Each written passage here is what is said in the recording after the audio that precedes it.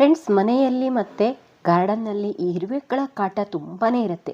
ಅದನ್ನು ಹೋಗಲಾಡಿಸಲು ನಾನಿವತ್ತು 6 ಟಿಪ್ಸ್ಗಳನ್ನು, ಅದ್ಭುತವಾದ ಟಿಪ್ಸ್ಗಳನ್ನು ಹೇಳ್ತೀನಿ. ಈ ವಿಡಿಯೋನ ಪೂರ್ತಿಯಾಗಿ ನೋಡಿ. Welcome back to my channel, Jaya Hegde Kannada YouTube channel. ನಾನು ಜಯ. ಇನ್ನೂ ನನ್ನ ಚಾನಲ್ನ ಸಬ್ಸ್ಕ್ರೈಬ್ ಮಾಡಿದ್ರೆ ಸಬ್ಸ್ಕ್ರೈಬ್ ಮಾಡ್ಕೊಳ್ಳಿ. ಹಾಗೆ ಪಕ್ಕದಲ್ಲಿರೋ ಬೆಲ್ಲೈಕನ್ ಕ್ಲಿಕ್ ಮಾಡಿ ಆಲ್ ಅಂತ ಸೆಲೆಕ್ಟ್ ಮಾಡ್ಕೊಳ್ಳಿ. ನಾನು ಹಾಕುವ ಎಲ್ಲ ವಿಡಿಯೋದ ನೋಟಿಫಿಕೇಷನ್ ನಿಮಗೆ ಬರುತ್ತೆ. ನೀವು ಎಲ್ಲ ವಿಡಿಯೋಸನ್ನು ನೀವು ನೋಡ್ಬೋದು. ಇದೇ ರೀತಿ ಗಾರ್ಡನ್ ವಿಡಿಯೋಗಳಿಗಾಗಿ ನನ್ನ ಚಾನಲ್ನ ಸಬ್ಸ್ಕ್ರೈಬ್ ಮಾಡಿಕೊಂಡು ಲೈಕ್ ಮಾಡಿ. ಇರುವೆಗಳು ಎಲ್ಲರ ಮನೆಗಳಲ್ಲೂ ಸರ್ವೇ ಸಾಮಾನ್ಯವಾಗಿ ಇರುವಂಥ ಒಂದು ಕೀಟ ಅಂತಲೇ ಹೇಳ್ಬೋದು. ಅವು ಮಿಲಿಬಗ್ಸ್ ಬಂದರೆ ಆ ಮಿಲಿಬಗ್ಸ್ನೆಲ್ಲ ಮತ್ತೊಂದು ಗಿಡಕ್ಕೆ ಹರಡುವಂತೆ ಕೂಡ ಮಾಡುತ್ತೆ. ಮತ್ತು ಪಾಟಲ್ಲಿರುವಂಥ ಮಣ್ಣು ಮತ್ತು ಎಲ್ಲವನ್ನು ಹೊರಗಡೆ ಹಾಕತ್ತೆ. ನೋಡಿ, ಎಷ್ಟೊಂದು ಮಣ್ಣನ್ನೆಲ್ಲ ಹೊರಗಡೆ ಹಾಕಿಬಿಟ್ಟಿದೆ. ಮತ್ತು ಗಾರ್ಡನನ್ನು ಒಂದು ರೀತಿ ಹಾಳು ಮಾಡಿಬಿಡತ್ತೆ. ಹಾಗಾಗಿ ನಾವು ಅದನ್ನು ಹೋಗಲಾಡಿಸ್ಲಿಕ್ಕೆ ಒಂದಷ್ಟು ಪ್ರೊಸೀಜರನ್ನು ಮಾಡಬೇಕಾಗತ್ತೆ. ಅದಿಲ್ಲ ಅಂದರೆ ನಮಗೆ ಒಂದು ರೀತಿ ಕಿರಿಕಿರಿ ಉಂಟಾಗ್ಬಿಡತ್ತೆ. ಹಾಗಾಗಿ ಇವತ್ತು ನಾನು ಅದರ ಬಗ್ಗೆ ಒಂದಷ್ಟು ಮಾಹಿತಿನ ಕೊಡ್ತೀನಿ. ಮನೆಯಲ್ಲಿ ಈಸಿಯಾಗಿ ಸಿಗುವಂಥ ಪದಾರ್ಥಗಳನ್ನೇ ನಾನು ಬಳಸ್ಕೊಂಡಿದ್ದೀನಿ. ಟಿಪ್ಸ್ ನಂಬರ್ 1, ನೋಡಿ, ಲಿಂಬೆಹಣ್ಣು ಎಲ್ಲರ ಮನೆಯಲ್ಲೂ ಇದ್ದೇ ಇರುತ್ತೆ.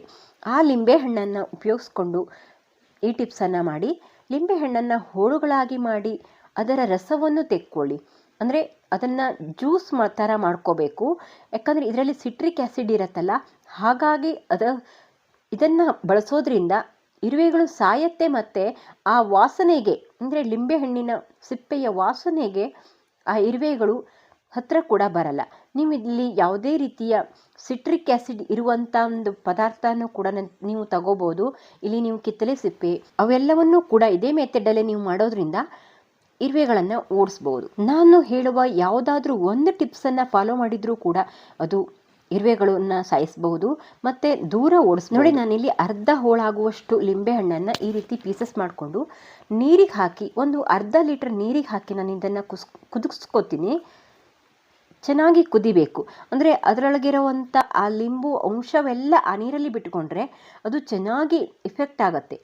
ಹಾಗೆ ನಾವು ಅದನ್ನು ಚೆನ್ನಾಗಿ ಕುದಿ ಆಮೇಲೆ ಆರಿಸಿ ಅದನ್ನು ನಾವು ಯೂಸ್ ಮಾಡಬೇಕು. ನೋಡಿ, ತಣ್ಣಗೆ ಆದಮೇಲೆ ಅದನ್ನು ನಾವು ಸೋಸ್ಕೊಂಡು ಸ್ಪ್ರೇ ಬಾಟ್ಲಿಗೆ ಹಾಕ್ಕೊಂಡು ನಾವು ಅದನ್ನು ಇರುವೆ ಬರುವಂಥ ಜಾಗದಲ್ಲಿ, ಎಲ್ಲಿ ಇರುವೆ ಬರುತ್ತೋ ಅಲ್ಲೆಲ್ಲ ಇದನ್ನು ಸ್ಪ್ರೇ ಮಾಡಿ. ಆಗ ಇರುವೆಗಳು ಇದರಿಂದ ಸಾಯತ್ತೆ. ಈಗ ಟಿಪ್ಸ್ ನಂಬರ್ 2, ಎಲ್ಲರ ಮನೆಗಳಲ್ಲೂ ಬ್ರೂ ಇದ್ದೇ ಇರುತ್ತೆ. ಇಲ್ಲ ಅಂದರೆ ಯಾವುದೇ ಕಾಫಿ ಪೌಡ್ರು ಡಿಕಾಕ್ಷನ್ ಹಾಕಿರೋದು ನಾವು ಎಸೆದು ಬಿಡ್ತೀವಲ್ಲ, ಅದನ್ನು ಕೂಡ ನಾವು ಯೂಸ್ ಮಾಡ್ಬೋದು. ಈ ಕಾಫಿ ಪೌಡ್ರು ನಮ್ಮ ಗಿಡಗಳಿಗೆ ಫರ್ಟಿಲೈಸರ್ ಕೂಡ ಹೌದು. ಹಾಗಾಗಿ ನೀವು ಇದನ್ನು ಸ್ವಲ್ಪ ಪ್ರಮಾಣದಲ್ಲಿ ಗಿಡಕ್ಕೂ ಕೂಡ ಮಣ್ಣಿಗೂ ಕೂಡ ಹಾಕ್ಬೋದು. ಹಾಗಾಗಿ ನೀವು ಪಾಟಿನ ಒಳಗಡೆ ಈ ಕಾಫಿ ಪೌಡ್ರನ್ನು ಹಾಕಿದ್ರೂ ಪರವಾಗಿಲ್ಲ. ಇಲ್ಲ ಅಂದರೆ ಪಾಟಿನ ಸುತ್ತ ಕೂಡ ನೀವು ಇದನ್ನು ಹಾಕ್ಬೋದು. ಇದನ್ನು ಇರುವೆ ಬರುವಂಥ ಜಾಗದಲ್ಲಿ ನಾವು ಸ್ಪ್ರೆಡ್ ಮಾಡ್ಬೋದು. ಇಲ್ಲ ಇದಕ್ಕೆ 1 ಲೀಟರ್ ನೀರಿಗೆ 1 ಪ್ಯಾಕ್ ಬ್ರೂನ ಹಾಕಿ ಎಲ್ಲ ಕಡೆ ಕೂಡ ಆ ನೀರನ್ನು ಹಾಕಬಹುದು. ಹಾಗೆ ಕೂಡ ಸ್ಪ್ರೇ ಕೂಡ ಮಾಡೋದ್ರಿಂದ ಇರುವೆಗಳು ಕಂಟ್ರೋಲ್ ಆಗುತ್ತೆ. ನೋಡಿ, ನಾನಿಲ್ಲಿ ಕಾಫಿ ಪೌಡ್ರ್ ಹಾಕಿರುವಂಥ ಜಾಗದಲ್ಲಿ ಅವೆಲ್ಲ ಹರಡ್ಕೊಳ್ತಾ ಇವೆ. ಹಾಗೆ ಅವು ಬೇರೆ ಕಡೆಗೆ ಹೋಗುತ್ತೆ, ಇಲ್ಲ ಅಂದರೆ ಸತ್ತು ಹೋಗುತ್ತೆ. ಈಗ ಟಿಪ್ಸ್ ನಂಬರ್ 3, ಇದು ಕಾಳುಮೆಣಸು. ಇದು ಬಿಳಿ ಕಾಳನ್ನು ನಾನು ತಗೊಂಡಿದ್ದೀನಿ. ನೀವು ಬೇಕಾದರೆ ಕರಿ ಕಾಳನ್ನು ಕೂಡ ನೀವು ತಗೋಬೋದು. ಕಾಳುಮೆಣಸು ಇರುವೆಗಳಿಗೆ ಆಗಲ್ಲ, ಅಂದರೆ ಅದರ ಸ್ಮೆಲ್ಲಿಗೆ ಇರುವೆಗಳು ಓಡಿ ಹೋಗುತ್ತೆ. ಮತ್ತು ಕೆಲವೊಂದು ಸಾರಿ ಸತ್ತು ಕೂಡ ಹೋಗುತ್ತೆ, ಅದು ಖಾರವಾಗಿರುತ್ತಲ್ಲ. ಹಾಗಾಗಿ ಅದನ್ನು ನೋಡಿ, ಈ ರೀತಿ ಪೌಡ್ರನ್ನು ಮಾಡಿಕೊಂಡು ಆ ಪಾಟಿನ ಸುತ್ತ ಹಾಕ್ಬೋದು. ನೀವು ಗಿಡಗಳಿಗೂ ಕೂಡ ಹಾಕ್ಬೋದು, ಆದರೆ ಸ್ವಲ್ಪ ಪ್ರಮಾಣದಲ್ಲಿ ಹಾಕಬೇಕು, ತುಂಬ ಹಾಕೋ ಹಾಗಿಲ್ಲ. ಇದು ಫರ್ಟಿಲೈಸರ್ ಕೂಡ ಹೌದು. ಈ ಕಾಳುಮೆಣಸು 1 ಲೀಟರ್ ನೀರಿಗೆ ಹಾಕಿ ಕೂಡ ನಾವು ಇದನ್ನು ಗಿಡಗಳಿಗೆ ಹಾಕಬಹುದು. ಅದು ಫರ್ಟಿಲೈಸರ್ ಆಗಿ ಕೆಲಸ ಮಾಡುತ್ತೆ. 1 ಲೀಟರ್ ನೀರಿಗೆ 1 ಸ್ಪೂನ್ ಹಾಕಿ ನಾವು ಗಿಡಗಳಿಗೆ ಹಾಕ್ಬೋದು. ಇಲ್ಲ ನೋಡಿ, ಪಾಟಿನ ಸುತ್ತ ಈ ರೀತಿ ಸ್ಪ್ರಿಂಕಲ್ ಮಾಡಬೇಕು. ಈ ಪೌಡ್ರ್ ಮಾಡಿಕೊಂಡ್ರೆ ತುಂಬ ಈಸಿ ಆಗುತ್ತೆ. ನೋಡಿ, ಈ ರೀತಿ ಮಾಡಬೇಕು. ನೀವು ಯಾವುದೇ ರೀತಿಯ ಮೆಥಡನ್ನು ಮಾಡೋದಾದರೂ ಕೂಡ ನಾವು ಗಿಡಗಳಿಗೆ ನೀರನ್ನು ಹಾಕೋವಾಗ ಅದು ಹೋಗುತ್ತೆ. ಹಾಗಾಗಿ ಮತ್ತೆ ಮತ್ತೆ ಈ ಪ್ರೊಸೀಜರನ್ನೆಲ್ಲ ಮಾಡ್ತಾ ಇರಬೇಕಾಗತ್ತೆ. ಟಿಪ್ಸ್ ನಂಬರ್ 4, ಇದು ದಾಲ್ಚಿನ್ನಿ ಚಕ್ಕೆ, ಅಂದರೆ ನಾವು ಅಡುಗೆಗೆ ಎಲ್ಲ ಬಳಸ್ತೀವಲ್ಲ ಅದೇ ಚಕ್ಕೆ. ಇದನ್ನು ಕೂಡ ನಾವು ಪೌಡ್ರನ್ನು ಮಾಡಿಕೊಂಡು ಬಳಸ್ಬೋದು. ಇದು ಕೂಡ ಇರುವೆಗಳು ಸಾಯತ್ತೆ. ಮತ್ತು ಇದರ ಸ್ಮೆಲ್ ಇರತ್ತಲ್ಲ, ಈ ಸ್ಮೆಲ್ಲಿಗೆ ಇರುವೆಗಳು ಕೂಡ ಹತ್ತಿರ ಬರಲ್ಲ ಮತ್ತು ಕೀಟಗಳು ಕೂಡ ಹತ್ತಿರ ಬರಲ್ಲ. ಇದು ಕೀಟನಾಶಕನೂ ಕೂಡ ಹೌದು. ಹಾಗಾಗಿ ಇದನ್ನು ನಾವು ಪೌಡ್ರನ್ನು ಮಾಡಿಕೊಂಡು ಯಾವುದೇ ಗಿಡದ ಸುತ್ತ ಹಾಕ್ಬೋದು, ಇಲ್ಲಾಂದರೆ ಇದನ್ನು ಒಂದು ಸ್ಪೂನ್ ನೀರಿಗೆ ಹಾಕಿ ಗಿಡಕ್ಕೆಲ್ಲ ಹಾಕ್ಬೋದು. ಇದು ಫರ್ಟಿಲೈಸರ್ ಕೂಡ ಹೌದು, ಪೆಸ್ಟಿಸೈಡ್ ಕೂಡ ಹೌದು. ಹಾಗಾಗಿ ಇದನ್ನು ಗಿಡಕ್ಕೂ ಹಾಕ್ಬೋದು. ಸ್ವಲ್ಪ ಪ್ರಮಾಣದಲ್ಲಿ ಹಾಕಬೇಕು. ಇವನ್ನೆಲ್ಲ ತುಂಬ ಪ್ರಮಾಣದಲ್ಲಿ ಹಾಕಿದರೆ ಯಾವುದೇ ಗಿಡಕ್ಕೂ ಕೂಡ ಹಾನಿ ಆಗ್ಬೋದು. ಹಾಗಾಗಿ ಮತ್ತೆ ಗಿಡದ ಸುತ್ತ ಇರುವೆಗಳು ಬರುವಂಥ ಜಾಗದಲ್ಲೆಲ್ಲ ಇದನ್ನು ನಾವು ಸ್ಪ್ರೆಡ್ ಮಾಡೋದ್ರಿಂದ ಇರುವೆಗಳು ನಾಶ ಆಗತ್ತೆ. ಈ ರೀತಿ ಕೂಡ ನಾವು ಆ ಇರುವೆಗಳನ್ನು ಹೋಗಲಾಡಿಸ್ಬೋದು.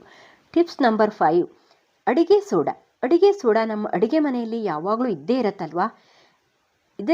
ಇದರ ಸ್ಮೆಲ್ಲಿಗೆ ಕೀಟನಾಶಕನೂ ಹೌದು ಇದು, ಮತ್ತು ಪೆಸ್ಟಿಸೈಡು, ಫರ್ಟಿಲೈಸರು ಎಲ್ಲ ಆಗಿ ಕೆಲಸ ಮಾಡುತ್ತೆ ಈ ಅಡಿಗೆ ಸೋಡಾ.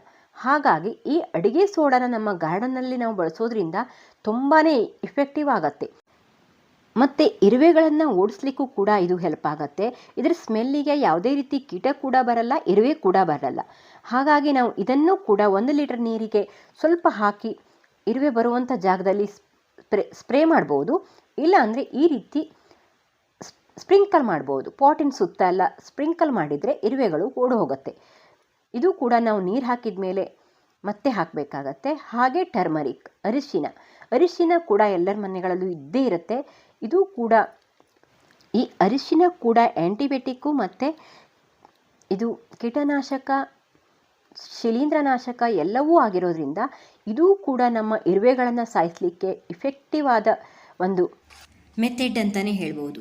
ಇದನ್ನು ಕೂಡ ನಾವು ಗಿಡಗಳಿಗೆ ಸ್ಪ್ರೇ ಕೂಡ ಮಾಡ್ಬೋದು. ಮತ್ತು ಇರುವೆಗಳು ಬಂದಿರುವಂಥ ಜಾಗಕ್ಕೆ ಅದನ್ನು ನಾವು ಸ್ಪ್ರಿಂಕಲ್ ಮಾಡೋದ್ರಿಂದ ಅವು ಮಾಯ ಆಗತ್ತೆ. ಹಾಗೆ ಇವನ್ನೆಲ್ಲ ನೀವು ಪದೇ ಪದೇ ಮಾಡ್ತಾನೇ ಇರಬೇಕಾಗತ್ತೆ. ಯಾಕಂದರೆ ಯಾವುದೇ ಇರುವೆಗಳು ಓಡಿಸೋವಂಥ ನಾವು ಔಷಧಿನ ಸ್ಪ್ರೇ ಮಾಡಿದಾಗ ನಾವು ಅಲ್ಲಿ ನೀರನ್ನು ಹಾಕಿದಾಗ ಅದು ನೀರಲ್ಲಿ ತೊಳೆದು ಹೋಗಿಬಿಡತ್ತೆ. ಹಾಗಾಗಿ ಇವು ಯಾವುದೇ ಒಂದು ಮಾಡೋದಾದರೂ ನಾವು ನೀರು ಹಾಕಿದ ಮೇಲೆ ಮತ್ತೆ ಮತ್ತೆ ಮಾಡಲೇಬೇಕಾಗತ್ತೆ.